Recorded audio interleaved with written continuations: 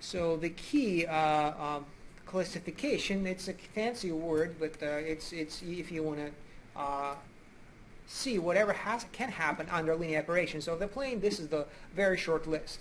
Depending on the discriminant of its characteristic polynomial, it's either Fanning with the two distinct eigenvectors, okay, and or the last example, it is rotation combined with rescale. The coefficient of the rescale is simply the root of the determinant of the matrix, and the angle is given by that ugly formula. Sorry about that. Sometimes you get formulas that are just the truth, so we have to deal with it. Anyway, so let's try to classify it more without worrying about the actual coefficients or the quantities, but rather just these three cases. With the second case is we haven't spent enough time on it. When the discriminant is equal to 0, to transitional case, which if you think about, so it's not generic in the sense that if you pick a matrix at random, it will be either case 1 or case 3, and it is unlikely to be case 1. So that justifies sort of the why I did not spend as much time on that case. But every uniform stretch, it falls into category without rotation, category 2, uniform stretch.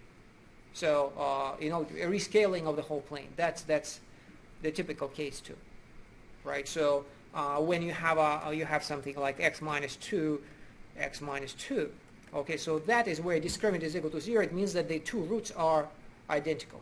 Okay, so that's a special case, obviously. So the classification that I want to offer is in this picture. Okay, so as you can see, this is just classification of quadratic polynomials. That's where we start. So since we did not talk about complex numbers, so I'll try to just erase everything that is not unrelated to that. So I'll just ignore. So what I'm looking at, so we're looking at so quadratic polynomial x squared plus bx plus q.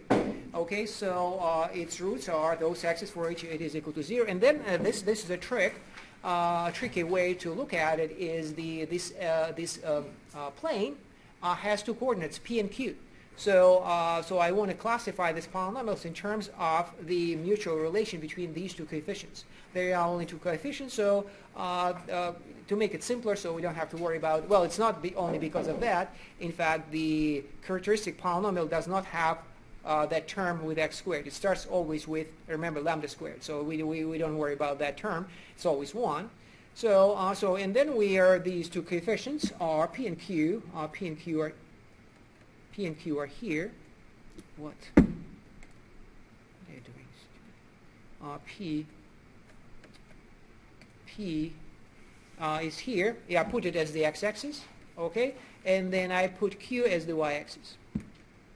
So any combination of p and q is possible. So let's see what's happening. And it's pretty much you can see here. The main thing is that parabola. It has nothing to do with the parabola of our quadratic function. It is a parabola. This is the parabola. And what is so special about it is simply the discriminant equal to 0. So the discriminant of this quadratic polynomial is p squared minus 4q. So that is why the relation between p and q is given by this parabola. And that parabola separates what? It separates case 1 from case 3, being itself case 2. So discriminant is negative, discriminant is 0 on the parabola, and discriminant is positive below. So when below discriminant is positive, what do we have? We have two distinct real roots, period. When we on the parabola, there is just one real root. And when we're above the parabola, there are no real roots. So that's why it's in pink, red, or whatever. So there is nothing else for us to worry about, and that is the classification of quadratic polynomials based nothing about the quadratic formula. Okay, so far so good. So now we take this and apply to, imagine now that this is not just any polynomial, but the polynomial of the it is a characteristic polynomial of our matrix. So this is the result. Okay, doesn't fit exactly. So once again, let me erase anything that we don't have to worry about the word complex. Okay, so it's in the middle you have the same rectangle, the same plane of P and Q, except this time P and Q become specific. That's what we talked about on Monday. This is the relation where this is where P and Q come from for the for the characteristic polynomial. P is negative trace. Okay, can have a bigger one, and Q is the determinant. So once again, this is where the Q is. It is the determinant of our matrix, while the negative trace is the x-axis right here. Okay, so the only thing that these P and Q are specifically come from our matrix, but other than that, they could be anything. And we are once again, and then the classification applies. So we have once again a parabola, which is the special relation between the trace of the determinant P and Q. That's where case 2 once again. So let me point that out. So this is case 1 is here below the parabola. On the parabola it is case 2, and above parabola case 3. So if we were just talking about the quadratic polynomial, we have 2 real roots, 1 real roots, no real roots. These are the 3 cases. Okay, but if we know that much about the roots, then we already have classified the behavior of these polynomials. That's what you see here. So the very last topic is I'll start with that. It's at the top. As you can see, that is case 3, where the determinant is negative. Okay, and as you can see, what's happening? It is illustrated with those 2 little pictures. So what is it? The 2 pictures at the top. What's happening? Stretch, uniform stretch, rescaling. When I did this picture, so I doubled the size of that ellipse, but I also picked ellipse, not a circle, in order for you to see the rotation. Right, so you can see the rotation, so it's rotated and stretched. Okay. Well, there are 2 cases. You can rotate this way or that way, and let me erase this once again, not to confuse anyone, so that you don't have to. The reversal of the orientation is also possible. Okay. Now the case 2 is once again it is very thin. It is quite literally a thin line, that blue line where discriminant is equal to 0. So there is no special illustration of it. So the rest of the illustrations are about the case 1, when our characteristic polynomial has 2 distinct real roots. So in other words, they are called eigenvalues. So the eigenvalues, these are the ones. So eigenvalues are real distinct. At the green area is where the eigenvalues are real and distinct, and that's what's happening. You can see what can happen in that case is I plotted in green and red are the 2 eigenspaces. So once again, these 2 are the eigenspaces in all of these 3 pictures. And what's so special about the eigenspaces in that case, they are stretched along these. Along the red, nothing is happening to red, so meaning it's not get rotated or moved anywhere else. Same with green. Okay, but whatever is happening in between is something might happen, and there are only we know what is going to happen is going to do with the fanning. Okay, so the fanning between the 2, you see the arrow. So for example, if I have like a fan like this, then as my operator applies, as you can see, that is what I tried to describe last time with that fan. So as you can see along the green line, I look carefully at that picture on the left, bottom left. Let me zoom in. So a picture on the left, bottom left, is what has happened is along the green line there's a shrink, along the red line there's a stretch. So that is especially visible then what's happening to these little vectors. And to those little vectors are, let me try to make them thinner, what we did last time, but these are the ones. So if these are this is my fan, what has happened after the whole thing is applied is they're stretched towards the red line, because that's where the stretch is. Yes. Can you flip them because the direction has changed? Right, because there are, as you can see, 4 possibilities. It might flip or it might rotate. Oh. So which one? The simplest one. Where is the simplest? This one is the simplest one.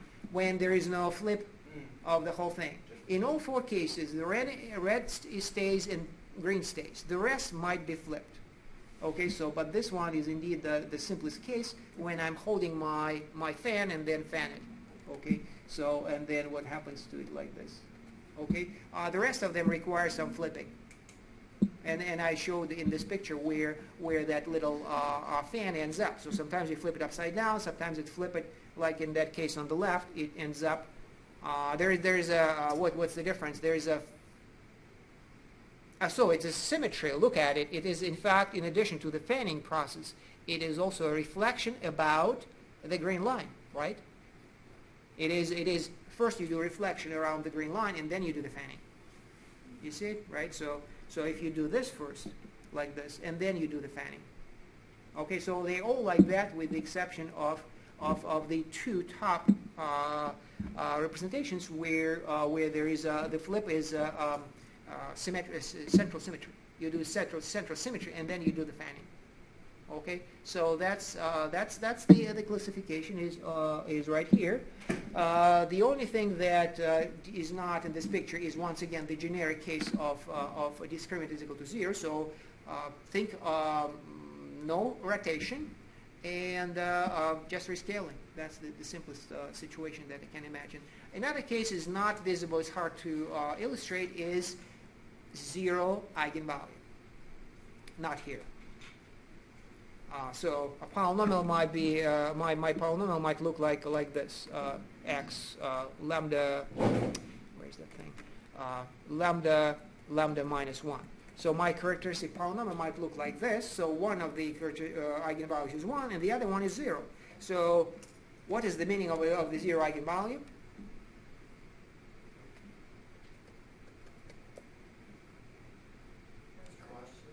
What?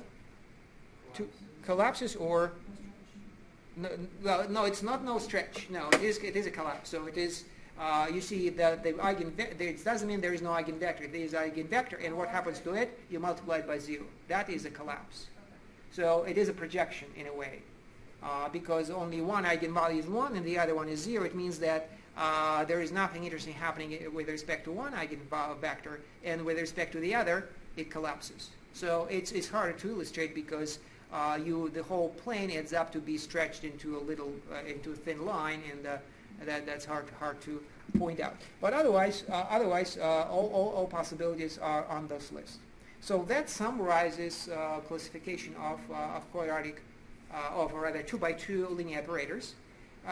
Just as not part of this course, but I can help it to bring up where this might end up eventually if you pursue this further. And it ends up at the systems of ordinary differential equations. They have a similar classification, related rather classification, where that describes motion of planets, for example. And that's a classification based on the same mathematics. What kind of patterns of behavior flows might exhibit around a stationary point. So in the middle you have a stationary point, and then what can happen? You can have a rotation, rather a whirl like this. That's at the top, whirl one way or the other way. And then there are other descriptive situations. They're, especially the one in the middle, if you look at them, they're kind of unpredictable.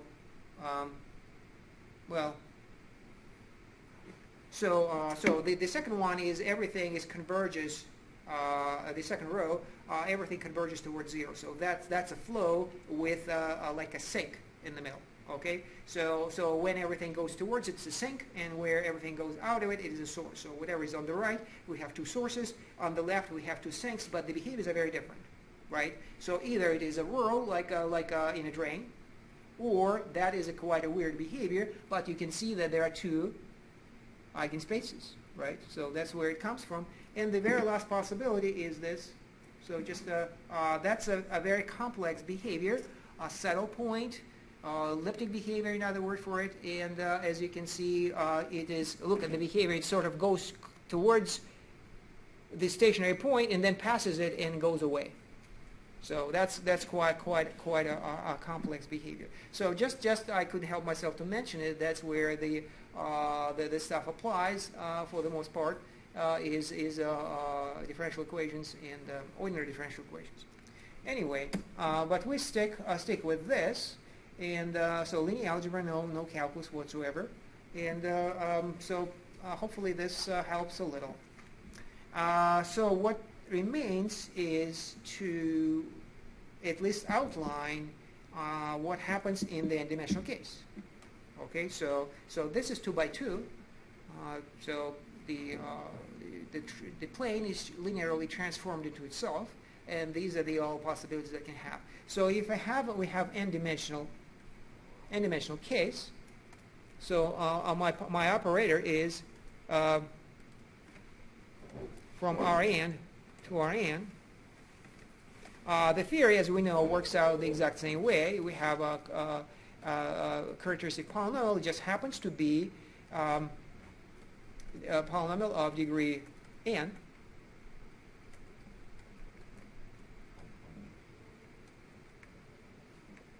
So then we cannot rely entirely on the quadratic formula anymore. So that's bad. But the good news there is we are invoking again the fundamental theorem of algebra.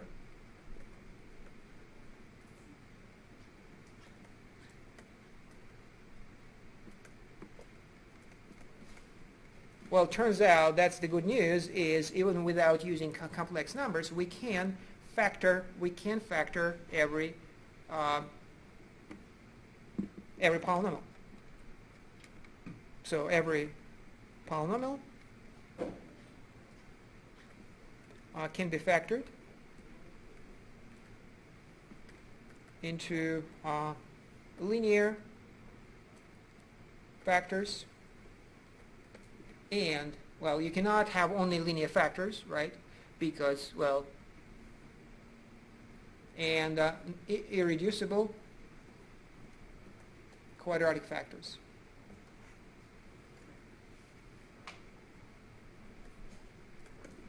Okay, so like x minus a, x minus b, these are linear factors. And then quadratic factors could be, well, there could be x squared plus px plus q. What makes a quadratic factor irreducible is that the zero is negative determinant, because it cannot be further factored. That's the irreducible part. If a quadratic polynomial has positive or zero determinant, it can be factored by the quadratic formula, right? You know that, right? So x squared plus px plus q is equal to x minus x1, x minus x2, where x1, x2 are the roots. Right, so factors correspond to roots, roots correspond to factors. So if there are roots, there are factors. If there are no roots, there are no factors. So a negative determinant means that we cannot factor that quadratic polynomial. So, which works out fine because we have taken care of all of these factors separately in this previous analysis, right? So we know what to do with linear factors. These are the eigenvalues. These are the eigenvalues. So it means that each of these eigenvalues will have an eigenvector, and there will be an eigenspace, a straight line. They might be combined together, but maybe not. You know, like eigenvalues, what we have seen. So in our n-dimensional space, Remember, our function works on in the n-dimensional space. In that n-dimensional space, there are a bunch of lines like this, each of which is an eigenspace, and there will be stretching along those lines, what we just discussed. So if you have two, if you pick two, the first, for example, you pick the two first factors, then together, what do we have? We have case number one, when we have a fanning, right? So if I just choose to combine these two together, what I'm going to have fanning. Two distinct real roots, okay? And then we have the last case, this one, negative discriminant to quadratic factor. And what is it? Well, this is rotation.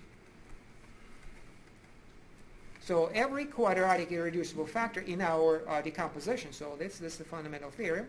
Suppose we took our characteristic polynomial at the top, we factored it in this manner, and we have a bunch of linear factors, and we have a bunch of quadratic factors, irreducible. Each irreducible factor will give us a rotation.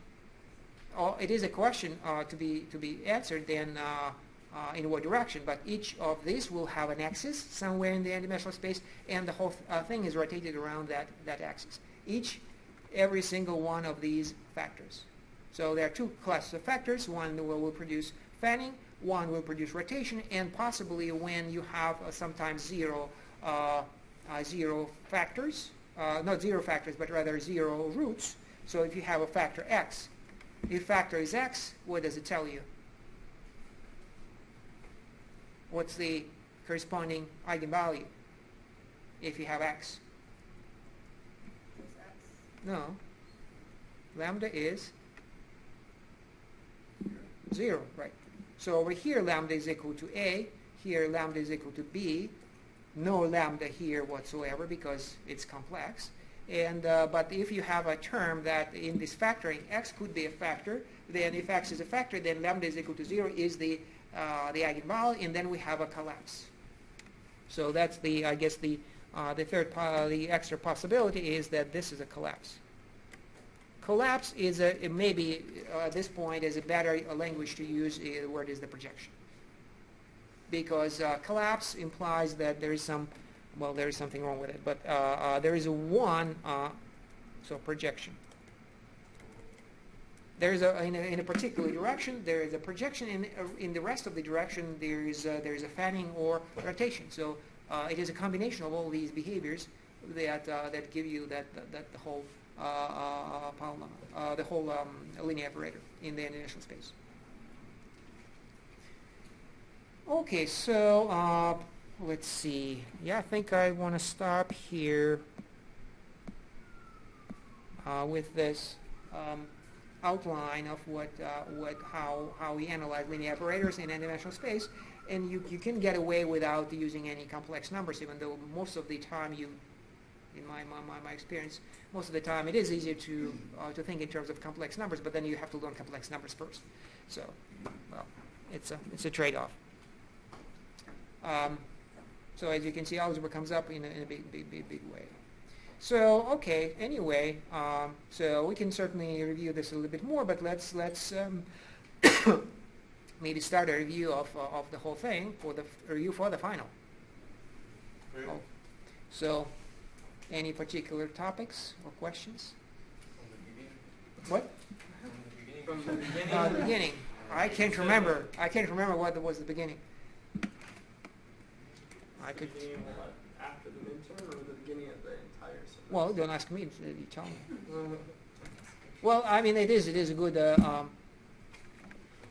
first day of classes. Okay. Do you feel smart in comparison to this when you saw this for the first time? Do you feel that you have learned a lot and you are now way more advanced? Definitely. What? Definitely. Well, that's I'll take that. So as you can see, we started with college algebra and reviewed functions and things such domain, codomain, and one-to-one, onto, bijections, and it kept coming up, right? So except the difference is from college algebra, that is of numbers, we deal with vectors and possibly multidimensional spaces, right? So that's what we looked at.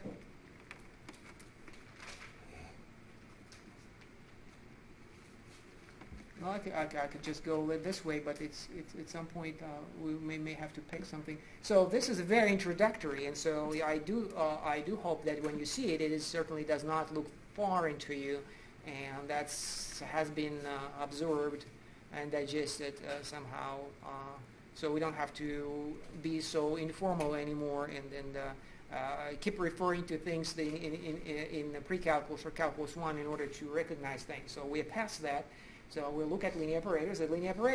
So now we are not asking for help from calculus. Calculus will help. Linear algebra does not ask for help from calculus anymore. Now calculus will need help from linear algebra in order to study a multidimensional calculus, calculus 3 and so on. So because in calculus 1, and even very little in calculus 3, you are dealing with functions, say, from R2 to R2. It is usually either from R1 to R2 or from R2 to R1. Okay, so that also came up at some point. So this is just going page by page would be, I'm afraid, just a bit wasteful, because that was the right thing to talk about, because at the right time when we were just in the beginning. So as you can see, we were looking at linear functions. Look at it, linear functions of real values, real argument and real value. So it is really pre-calculus, not just metaphorically speaking. So we certainly don't want to go back to that. Maybe we'll take a bigger view. Yeah. I kind of struggle with the section of the homework where there's equations going on, and you know what you use, like P plus TV, but we're looking at, okay, how can we find a projection, or how do we The projections. Okay, so that was the last homework, right? To find the formula for for linear operators described in verbally. Well, but there was There was a projection in particular, and there was a reflection, right? It was even before that. I couldn't find it in here. It was talk about find the parallel. How do you find it? I don't know. No, I remember the homework. I think everybody does probably. Maybe I need to go back and do it. So come up with a matrix of a linear operator that is described by words. So for example, projection on this line. So where's that thing?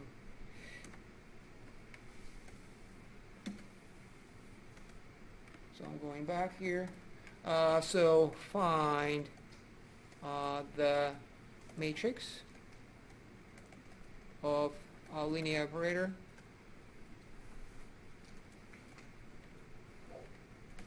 described verbally.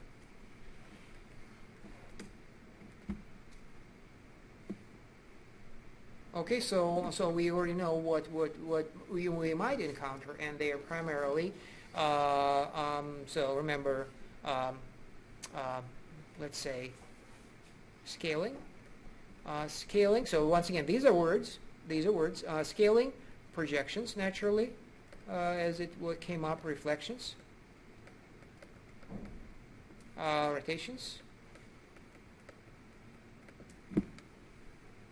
and that's it. And their combinations.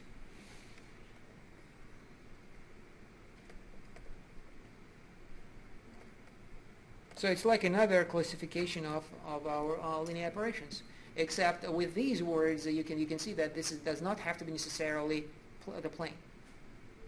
You think about it, it's just a rotation. If you are in a multidimensional space, you can rotate around this axis and then around that axis, and that would be still legitimate. Okay, so the combination could be long, and then you can do a reflection this way, right, and then do a reflection that way. Okay, so you can have many axes of reflection as well, and the projection you can project on this line and then on that line. Okay, so all of these are legitimate, and then the scaling, what we just saw, if you have a bunch of eigenvectors for different eigenvalues, you'll have stretches in those directions. So all of that can be described verbally, but then you might be asked to find what is the after all, what is the matrix of that operator is, and the rule is that's the big theorem. Let me repeat it for you. So the matrix the columns of the matrix of F are the values of F of what? Of the basis vectors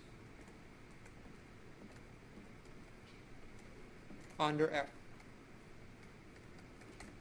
So in other words, F of E1, F of E2, these are vectors, right? E1, E2 are the basis vectors. They are the inputs. The outputs are also vectors, but vectors are columns, right? We write vectors as columns. So if I put these columns together, n of them, what do I get? I'm going to get a matrix like this.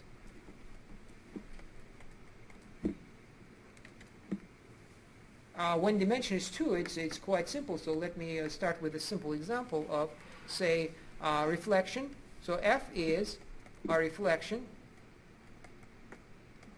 of the plane about the diagonal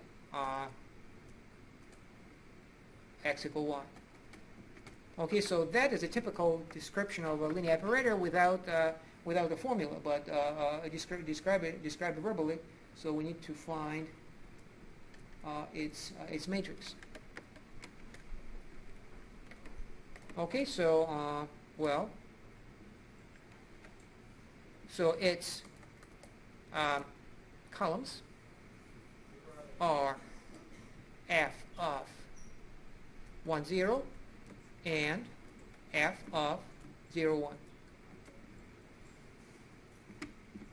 Okay, so you have to take the description and work with it to find out what these two are. But once you do, you have your matrix. So there's really no trick here. So this is my y equal x diagonal, and there are two vectors, 0, 1, 0.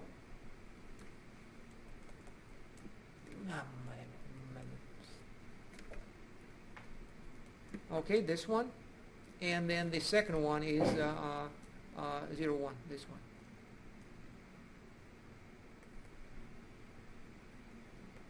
Okay, so, well, just imagine that you do factoring, I'm sorry, do reflection about the about this diagonal. So what happens to 1, 0?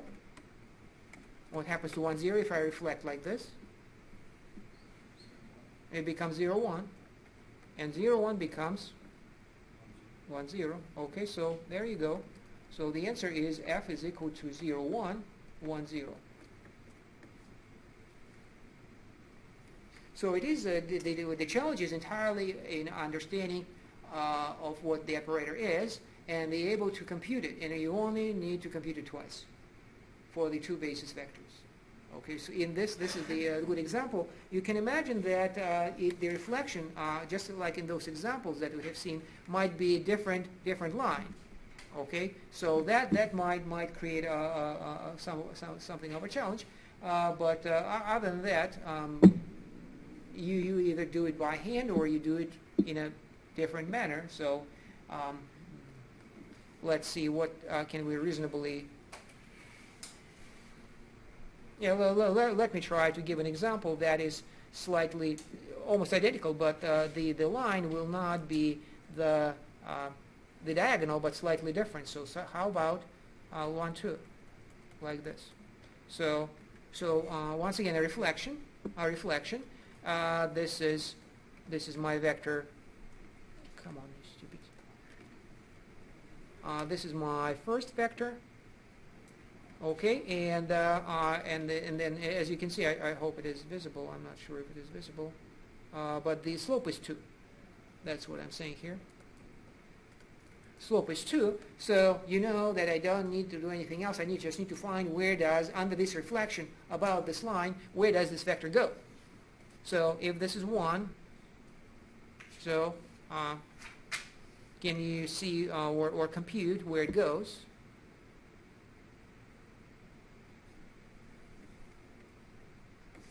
So a little bit of trigonometry might be required, or maybe not. But this is a triangle. The base is 1, and that is our first basis vector. This side is 2, and now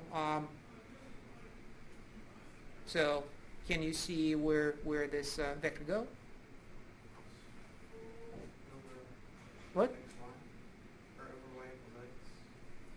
No, it's not that simple. So we did that example when it was simply replacing x with y, and that did it, right? Because it was 45 degrees. Now it's not that simple. So imagine how should I do it? Well, let's try it. Let's try it. I don't know if it is. So the flip is. If you flip anything about this line, you flip the triangle as well, right? So that triangle 1 by 2 is flipped, and so, but it's not going to fit where you think it might think it is, but it's going to be like this. Okay, that is the triangle flipped about the that blue line, right? And that vector over here is our actual interest, this one. So if the red one is E1, then the blue one here is f of E1, and that is the one that we need to find. Okay, so it is a right triangle, so like this, right triangle. Okay, it's the same triangle, so this is still 2, this is still 1. You can also find what the diagonal is. It's not that important, but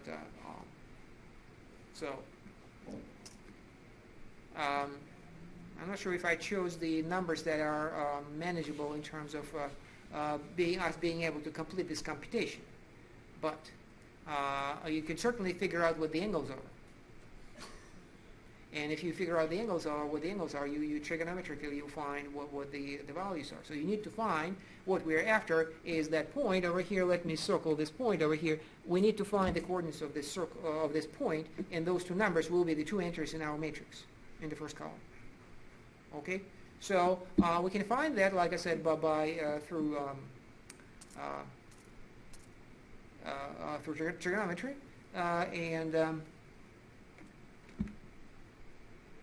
well, so we need to, if you want to proceed on, what you do, you solve the triangle. So one side is 1, the other one is 2, so you can find what the angle is. Right. So don't use the degrees if you can help it. But if it is 60, then the other one is 62. Well, if we flip it, it's still 60, right? So if we're looking at these two triangles, right triangles, right? So right triangles, and this is, okay, fine, 60. If this is 60, this is 30, and this is 30, and this is 60, right? So the new triangle still has 60. Okay, so, okay, well, that's a bit ugly. This is my horizontal line, the x-axis. This is my origin.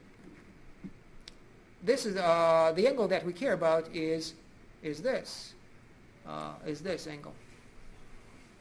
Once again, this is the point we're after. Okay, the angle is then how do we find?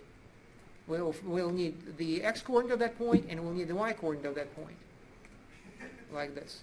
So this is y-axis, the x-axis. Okay, so all we need is the angle, right? It is to find the length of the vector is 1. Still, it's the same vector 1, unit 1.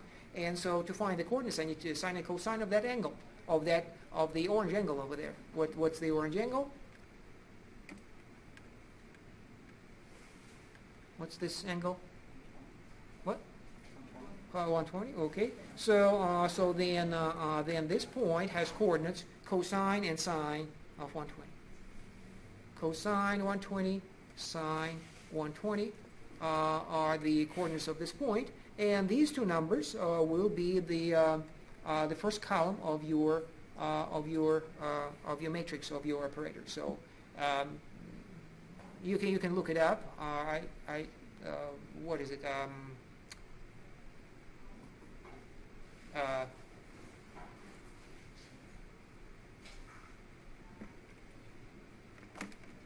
Okay, so if you want to actually finish it, so you go and find calculator.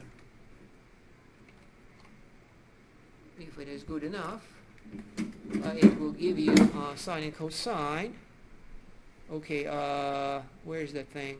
View scientific, right? Sine cosine. Okay, so let's take cosine of 120, assuming that it does the, I'm sorry, that's not right. So we take the way it works is 120. This is degrees, okay, see it's marked degrees, and then I apply cosine, negative 0.5. So negative 0.5 here. And then I do the same with cosine. So once again 120, and I apply sine. Where's my sine? Here it is. 866. I made the square root of 3 over 2, right? So if you need exact numbers, but then 866 is certainly fine.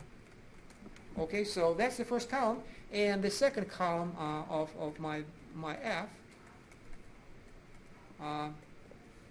So what do I do with that? It's almost the same story, except I will be looking at this vector over here. So E2, so same for E2. So a reflection. I do reflection, right? That's a reflection, right? Okay. So with projection, projection is simpler. But also based on trigonometry, this simple trigonometry. Rotations, that's how we did not do it, but if you do rotation, that's how you justify your matrix. So if you rotate, rotation through theta, what are you after? You're trying to find the matrix for this linear operator, rotation through angle theta. So what do? You start once again with 0, 1, 1, 0 rather, 1, 0, E1, right? And then I find where it is located after it is rotated, so like this. So you take the theta, and this is f of E1 right here. Okay, so to find its coordinate is very simple, right? So f of E1 is rotated theta, so the angle is theta, so it will be what? What's its x coordinate?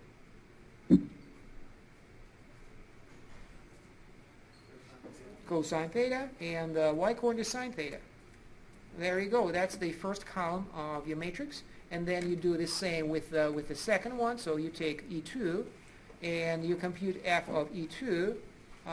You rotate it, right? So you rotate it like this, through theta. It's a bit trickier, but we already know how to handle it. So what is it? So once again, the length of the vector is 1, so we need sine and cosine. We just need the angle. So cosine will be the x-coordinate, this one. But what's the angle?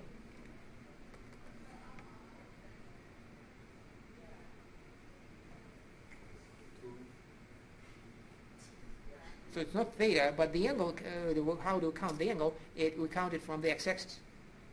That's the angle. Say it again. Plus pi over 2. So 90 degrees plus theta, right?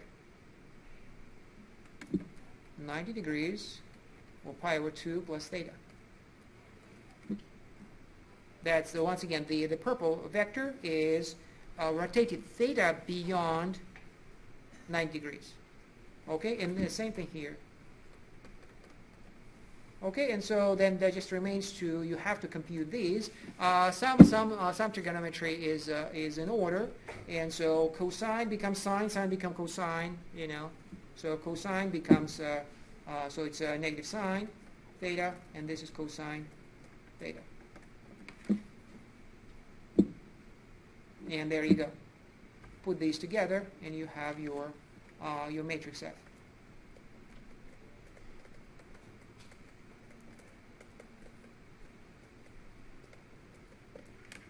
Okay, so that works out every time. It is the law of nature that that's how matrix is built from evaluating only to carry out the computation only twice, for one basis vector and the other vector basis vector. Of course, if you have n-dimensional space, you have to carry it out n times for each of the basis vectors. And that's why the whole thing works is because the eigenvectors serve as basis vectors. And so if you know that I am stretching in this direction by theta, then by s, then that's all there is. It will have that number in the matrix. If I'm stretching another number in the other direction, that will be the only number that you have to worry about in the matrix. And so that's why if you choose eigenvectors as your basis, the vector will be diagonal, right? Because every vector is simply stretched by a number. So these numbers will appear on the diagonal and nothing happening elsewhere. So that's the simplest case is the stretch, possibly non-uniform stretch, but it is, however, when there is no rotation, no flipping, then that's what you got.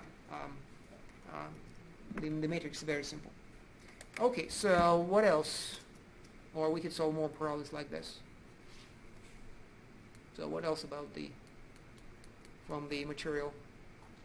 Could you explain one more time, like the difference between the kernel and the image? Okay. I guess I can find in this notebook, and in fact I kept remembering that there was a typo, and I haven't fixed it even by now. I made a typo. I remember that I did. I just need to find it. Here it is. This is the corollary image and the kernel are, where's the typo? Right there in the middle. The typo is right here, and the typo is you don't do algebra with subspaces. This is not about subspaces, it's about their dimensions. Sorry about that, but finally I fixed it. Thank you for bringing this up. So understanding them, either you take definitions, that's abstract way of thinking about it, or you just, these examples should tell you not only what they are, but why they're different. First of all, they're living in two different spaces. So even though we have been speaking of the those operators transforming the plane, but it is one plane and the other plane. So the domain plane and the codomain plane. We transform this into that, and so they are two separate entities.